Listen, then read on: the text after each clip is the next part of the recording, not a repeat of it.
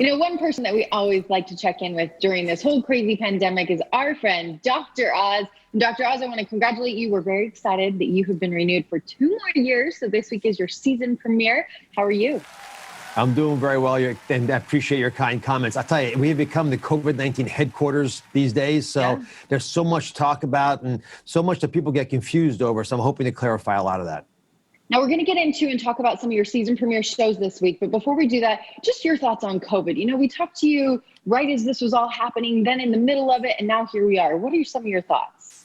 Well, we made a lot of progress, and I think it was interesting. I was talking to the White House task force this week, and they've been kind enough to give me a lot of their time, and they acknowledged there were mistakes made. We had a big testing delay. The testing czar who came on clarified that's what he mainly focused on, going from no tests to hundreds of thousands a day. We've done that right.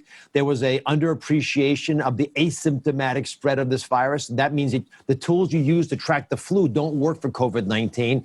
We've got smart about that. We understand masks. So good things have happened. It's to fix those issues. It's unfortunate that we suffered so much early on because of those errors, but at least we're in a place now we can be proactive. But the big warning for everybody is that we're going to get more COVID-19 in the fall. I was going to come out and visit with you next week, but I can't.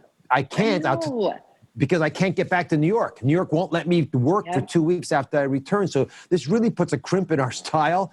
And so I'm hoping that if we can all keep our test numbers low and new case numbers low, it'll be easier for us to get through this. But we've got about 6 more months of having to work hard with each other, because we're all in this together. That's our mantra this year, until we get the vaccines out. And speaking of vaccines, that's probably the best news of all.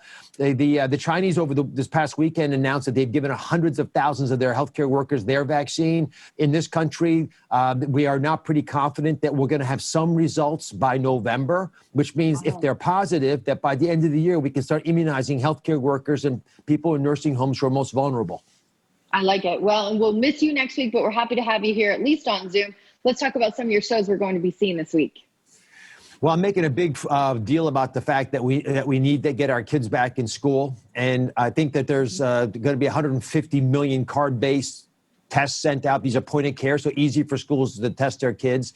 It'll allow American workers to go back to work without worrying about their children. But more importantly, all the major groups have said, listen, kids, when they don't go to school, they pay a huge price. So it's not neutral to have them home just because you're a little cautious, being cautious. We have to have a good reason to keep kids home by being able to test and having tactics that are in place that safely educate our kids. We'll all be better off. I'm also going to be tackling some of the biggest interviews out there, interviews that I think most people have been curious about. Paris Hilton, for example, is coming on for a very emotional interview. She says she was abused as a child. That's one of the reasons that she pretended to be who she was, but the new Paris Hilton's out there and the real version of her, and it makes a difference.